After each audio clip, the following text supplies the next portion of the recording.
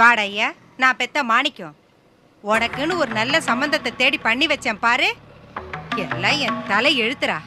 மா கேள்விப்பட்டமா, நீங்க ஏன் டென்ஷன் ஆறீங்க? கொஞ்சம் அமைதியா இருங்க, இல்லைன்னா உங்க பிளட் பிரஷர் தான் ஏறும். எனக்கு ஏறாம என்னடா பண்ணும்? வீட்டுக்குள்ள போற பொட்டி பொட்டியா பழம் ஊருக்கு எடுத்துட்டு போறதுக்காக அந்த சிதம்பரம் எடுத்து வச்சிருக்காரு. இத்தனை வருஷத்துல என்னைக்காவது ஒரு நாள் எங்களுக்குன்னு ஏதாவது வாங்கிட்டு வந்து கொடுத்துருப்பியா? இதோ இந்த தம்மா துண்டு பையில எண்ணி வச்ச மாதிரி 4 காய் வாங்கிட்டு வந்து கொடுக்குற. இதைத்தானே நாங்க கண்டது. அம்மா நீங்க தப்பா நினைச்சிட்டு இருக்கீங்க. நான் ஒன்றும் பணம் கொடுத்து அதை வாங்கல. மாமா தான் பணம் கொடுத்து ஊர்க்காரருக்கு யாருக்கோ கொடுக்கணும்னு வாங்கி வைக்க சொன்னாரு. நான் வாங்கி வச்சேன். நீங்க நான் பணம் கொடுத்து வாங்கினதான் நினைச்சிட்டு இருக்கீங்க. இது நல்லா இருக்க. அடுத்த வீட்டுக்காரி ஆம்பளை பிள்ளை பத்துக்கிட்டான்னு எதிர்த்த வீட்டுக்காரி வயத்துல எடுத்துக்கிட்டாலாம். அது மாதிரி இருக்கு இந்த கதை. ஏன்டா கண்ணு, அப்படியே தான் உங்க மாமனார் வீட்டுக்கு நீ வாங்கி கொடுத்தா தான் என்ன இது என்ன பெரிய கொலை குற்றமா இல்ல ஊர் உலகத்துல நடக்காததா? வாத்தா இருக்காளே, சின்ன விஷயத்தை கூட இவ்வளோ பெருசா ஆக்கிடுவாப்பா. ஏ கழுவி, இவ என்னமா அப்படியே குமரியா இருக்க போற மாதிரி. நிறுத்துடு, நீ என்ன சொல்ல வரேன்னு எனக்கு தெரியும். என் குடும்ப விஷயத்துல தலையிடாதுன்னு சொல்ற அதானே? நீ என்னமா அக்கிரம் பண்ணாலும் அதுக்கு நான் தாளம் போட்டா சரி. மறுத்து பேசினா நான் கேட்டவ அதானே உன் நியாயம்? உன் நியாயம் உன்னோடவே இருக்கட்டும். எனக்கு வேலை இருக்கு, நான் போய் பார்க்கறேன். நான் உன் மாமனார பேசுனதுல என்னடா தப்பு இருக்கு? எதையோ மனசுல திட்டம் போட்டு வச்சுக்கிட்டு தேடி வந்த ஒரு நல்ல சம்பந்தத்தையே மறைச்சிட்டாரேடா. இல்லம்மா, இந்த விஷயத்துல அவர் ஒன்றும் தப்பு பண்ணலம்மா. என்னடா சொல்ற? அம்மா, இந்த சம்பந்தத்தை பத்தி அவர் சொன்னாரு. செல்வத்துக்கிட்ட அவர் சொல்லும்போது நானும் பக்கத்துல தான் இருந்தேன். செல்வம் தான் கல்யாண பேச்சு இப்போதைக்கு வேண்டான்னு சொன்னான். அப்புறம் ஏன் கேட்ட என்ன பண்றதுன்னு கேட்டாரு. செல்வமே வேண்டான்னு சொன்னதுக்கு அப்புறம் இந்த பேச்சை விட்டுறலாம் நான் தான் சொன்னேன். அதுக்கு மேல அவர் என்ன பண்ணுவாரு? இந்த விஷயத்துல அவரை நம்ம தப்பு சொல்ல முடியாதுமா. மாணிக்கம், நீ வெளுத்ததெல்லாம் பாலுன்னு நினைக்கிறடா. உன் மாமனார் வீட்ட சாதாரணமா நினைக்காத. உன் தம்பி செல்வத்தை அப்படியே நம்ம வீட்டுக்கு எதிரியா மாத்திட்டு வராங்கடா. இல்லன்னா கூட பிறந்த தங்கச்சி மேலேயே பழி சொல்வானா, இல்ல கை நீட்டி தான் அடிக்க போவானா? என்னம்மா இது, என்னமோ புதுசா சொல்றீங்க? அந்த கொடுமை ஏன்டா கேக்குற? உன் தங்கச்சி செல்வத்தை லீலா கிட்ட வழியாதேன்னு சொன்னா. உடனே அவ, நீ என்ன பெரிய ஒழுங்கு, நீ இன்னைக்கு ஹோட்டலுக்கு ஒருத்தன் கூட வந்தியே, எதுக்கு வந்தேன்னு உடனே சொல்லிட்டு திட்ட ஆரம்பிச்சிட்டான்டா. நம்ம நிர்மலா அப்படியெல்லாம் பண்ணுவாளா? அவ பாவண்டா, குழந்தைடா.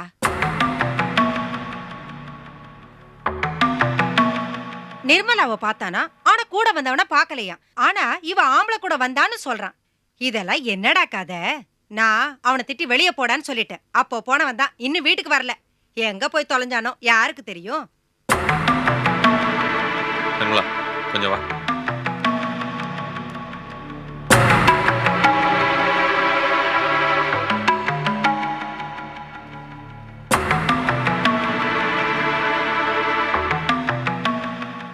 நிர்மலா, செல்வத்தை பத்தி எனக்கு தெரியும். பொய் சொல்ற ஆள் அவன் கிடையாது. அதுலயும் உன்னை பத்தி தப்பா சொல்ற அளவுக்கு அவன் கீழ்த்தனமானவன் கிடையாது. உண்மையை சொல்லு, ஹோட்டலுக்கு போனியா? இல்ல எதுக்காக கேக்குறேன்னா, நீ ஏதோ வேலைக்காக போய் தச்சையெல்லாம் உன் பக்கத்துல யாராவது நின்னு அதை செல்வம் பார்த்து தப்பா நினைக்க வாய்ப்பு இருக்கு இல்லையா? என்கிட்ட உண்மையை சொல்லு. செல்வன மாதிரி நீங்களும் என்ன சந்தேகப்படுறீங்களா? இப்படி ஆளுக்கு சந்தேகப்பட்டு என்ன அசிங்கப்படுத்துறதை விட பேசாம என்ன கொன்னு போட்டுருங்க. நான் நிம்மதியா போய் சேர்ந்துடுவேன். இப்ப நான் என்ன சொன்னேன்? எதுக்காக அழுதுட்டு இருக்க? ஏண்டா நீ அவன மாதிரியே பேசுறியா? வாய மூடுறா. நான் ஒன்னும் என் பொண்ணு அப்படியெல்லாம் வளர்க்கல. அம்மா, இப்படி அண்ணனை சந்தேகப்பட்டா நான் எங்கப்பா போவேன்? நீ அழாதம்மா, நான் இருக்கேன் உனக்கு. நான் இருக்கும்போது நீ எங்க போவ? எல்லாம் தனியா போறதுனால பேசுற பேச்சு. டேய் டேய் மாணிக்கம், உன் புத்தி மாறி போச்சுடா. போப்பா போ, எங்களெல்லாம் மறந்துட்டேடா. அங்க போய் சந்தோஷமா இருப்பா. போப்பா போ.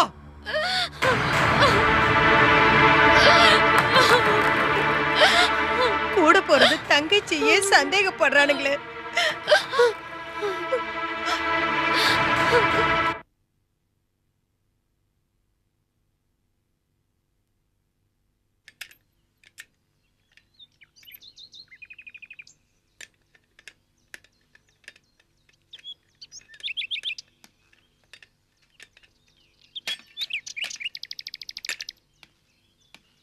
தம்பி, செல்வம் எங்க?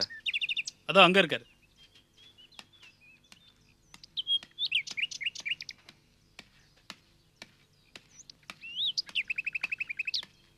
ஐயா, செல்வம் எங்க? அதோ அங்கே இருக்காப்லையா?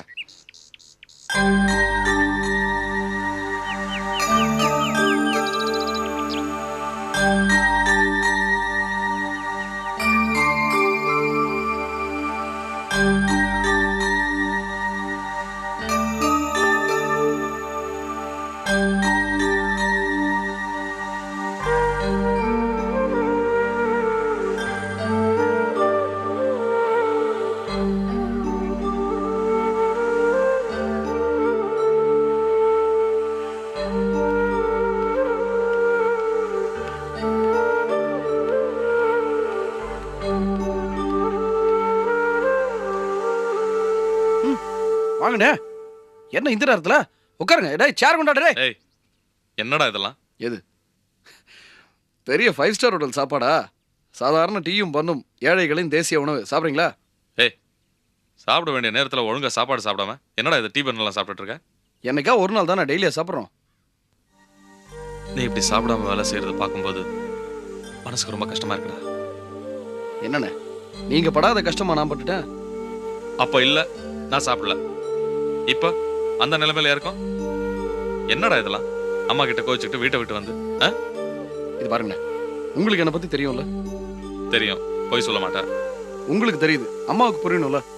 நீங்களே யோசிச்சு பாருங்க, இப்படி ஒரு சூழ்நிலையில என் பேச்சை காதுல வாங்கிட்டு நிர்மலாவை கண்டிச்சாதானே நாளைக்கு அவளுக்கு ஒரு பயம் இருக்கும். அதை விட்டுட்டு நிர்மலாவுக்கு சப்போர்ட் பண்ணிக்கிட்டு என்ன திட்டினாங்கன்னா எப்படி? டேய் அம்மா தானே திட்டினாங்க, பெருசா எடுத்துக்கத விடு. அம்மா என்னை திட்டுறது பெருசும் கிடையாது புதுசும் கிடையாது, அதனால எனக்கு வருத்தமும் கிடையாதுண்ணே. என்ன திட்டுற சாக்குல நிர்மலா தப்ப கண்டிக்காம விட்டாங்கன்னா நாளைக்கு பாதிக்க போறது நிர்மலா வாழ்க்கை தானே. நீ சொல்றதும் சரிதான். நிர்மலா யாரா? நம்ம தங்கச்சி தானே. ஐயோ, தங்கச்சிங்கிற பாசமும் அவ மேல கொஞ்சம் நம்பிக்கையும் இன்னமும் இருக்கிறதுனாலதான் அம்மா முன்னாடி நான் எதுவும் பேசல. இன்னைக்கு உங்ககிட்ட சொல்றேன், ஹோட்டல்ல இருந்து ஒருத்தங்க கூட வெளியில வந்து ஆட்டோல ஏறி போறத நீங்க கண்ணால பார்த்தேன். பார்த்துட்டு தான் அவட்ட கேட்டேன். அப்பவாவது உண்மையை ஒத்துக்கணும்ல. அப்பவும் மறைச்சு பேசி என் மேல கோவப்பட்டா எனக்கு சந்தேகம் தானே வரும். சரிடா, நீ ஒருவேளை சரியா பார்க்காம இருந்து அவ ஒரு தப்பும் பண்ணாம நீ அவளை சந்தேகப்பட்டவொடனே அவளுக்கு கோவம் வந்திருக்கலாம். என்னண்ணே நீங்க கூட இப்படி பேசுன எப்படி? அவ மேல தப்பான ஒரு பழியை போடுறதுக்கு நான் என்ன அவளுக்கு விரோதியா? சொல்லுங்க, அண்ணன் தானே. சரி விட்டுரு, அவதான் இல்லைங்கிறாள. சரி. டேய் என்னடா இது? அம்மா கிட்ட கோவிச்சுக்கிட்டு வீட்டை விட்டு வந்து யார் விடுறாது? நம்ம வீடு தானே. நான் வேற இல்லை. வீட்டை யார் பார்க்கறது? நீ தானே பார்த்துக்கணும். சரிண்ணே, நீங்க சொல்றீங்க. அம்மாவும் நிர்மலாவும் இன்னமும் என்ன தப்பா தானே பேசிட்டு இருக்காங்க. சரி பேசிட்டு போட்டோம் விடு. நீ ஒழுங்கா வீட்டுக்கு போய் காலகாலத்தில் சாப்பிடு. என்ன இந்த டீ பண்ணலாம் சாப்பிட்டு உடம்புக்கு எடுத்துக்காத. சரிண்ணே, டியூட்டி முடியும் 1 hour ஆகும். முடிஞ்ச உடனே கிளம்புறேன். வீட்டுக்கு போ. வீட்டுக்கு தான்.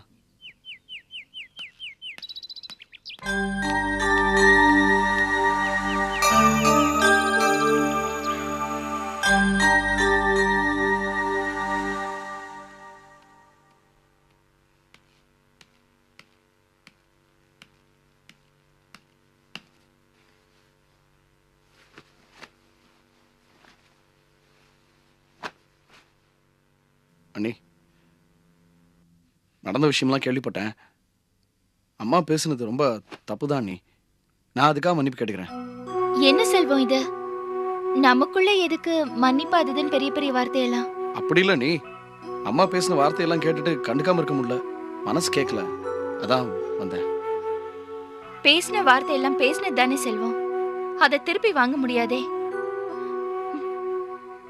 மனசுக்குள்ள எல்லா வார்த்தையும் கிணத்துல போட்ட கல்லு மாதிரி இருக்குத்தானே செய்யும்.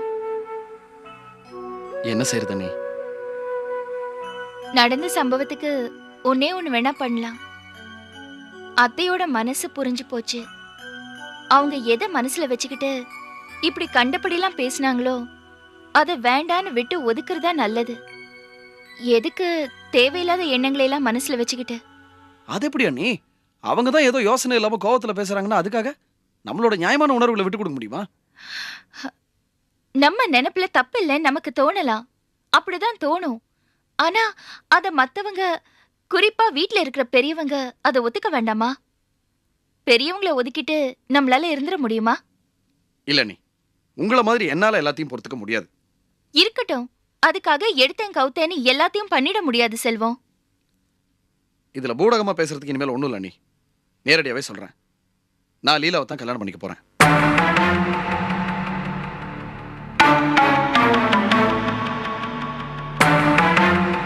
நிஜமாவா சொல்றீங்க? ஆமா நீ உறுதியாத்தான் சொல்றேன். இதுல நீங்க உறுதியா இருக்கீங்கன்னா முதல்ல உங்க அம்மாவோட மனசை மாத்துங்க. இதுல தனக்கு சம்மதம்னு அவங்கள சொல்ல வைங்க. அம்மாவோட பேச்சு விட்டு தள்ளுங்க நீ. இல்ல செல்வம், இதுல அத்தையோட எண்ணம் தான் முக்கியம். நான் சொல்றத கொஞ்சம் கேளுங்க.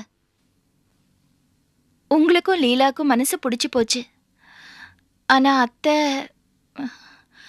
அத்தையோட மனசை நீங்க தான் மாத்தணும். அவங்களோட பிடிவாதம் தான் உங்களுக்கு தெரியும்ல. அவங்க மனசை மாத்துறது உங்க கையில தான் இருக்கு. அவங்க கண்டிப்பா இதுக்கு ஒத்துக்க மாட்டாங்க. எனக்கு கூட அத்தை தனி கொடுத்தனம் போக சொல்லும்போது மனசுக்குள்ள ஒரு சின்ன எதிர்பார்ப்பு, ஒரு சந்தோஷம் இருந்தது. ஆனா இப்பதான் தெரியுது எல்லாம் ஒண்ணுதான். பிரச்சனை எங்க இருந்தாலும் தேடி வரத்தான் செய்யும். வாங்கண்ணே, வீட்டுக்கு தான் போயிட்டு இருந்தேன். வர வழியில் அப்படியே. நீ இங்க வந்துட்டு போறதுக்கெல்லாம் எந்த விளக்கமும் சொல்ல வேண்டாம். எப்போ வேணா வா, எப்போ வேணா போ. ஆனா தயவுசெய்து நம்ம வீட்டுக்கு போகாம இருந்துடாத. கேட்கறவனுக்கெல்லாம் நான் பதில் சொல்ல முடியல. முதல்ல கிளம்பி வீட்டுக்கு போ. சரிண்ணே.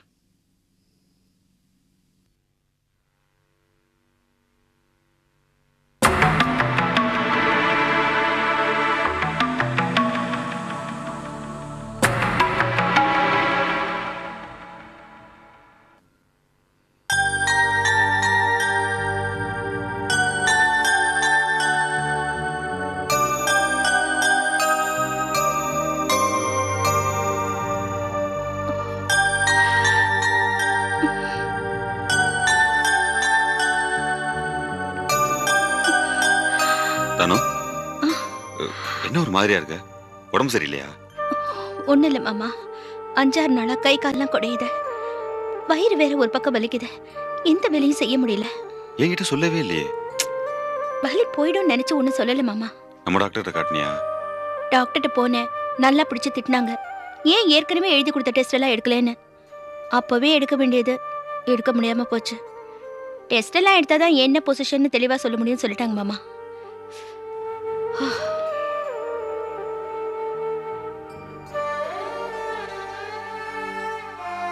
இப்போ இருக்க நிலைமையில மெட்ராஸ்லாம் போய் டெஸ்ட்லாம் எடுக்கணும்னா நிறைய செலவாகும் மேத்தனும். இப்போ என்ன பண்றது?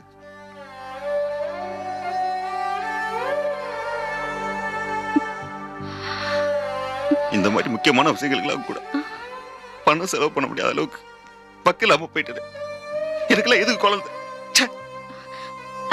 அட என்ன மாமா நீங்க, இதுக்கெல்லாம் நமக்கு நல்ல நேரம் வராமையா போயிடும். வரும், வரட்டும். இப்போ என்ன பண்றது? கவலைப்படாதீங்க மாமா. நான் விஜய் கிட்ட என் பிரச்சனையை சொல்லியிருக்கேன். அவ பணம் தந்திருக்கா. நாளைக்கே மெட்ராஸ் போய் டெஸ்ட் எடுத்துருவோம். விஜய் பணம் கொடுத்தாளா? சரி, நமக்கு பணம் வந்தோடனே அவ கொடுத்த பணத்தை திருப்பி கொடுத்தலாம். நீ ரெஸ்ட் எடு. வாங்க சாப்பிடலாம். இல்ல, நீ ரெஸ்ட் எடு, நான் போட்டு சாப்பிட்டுக்கிறேன்.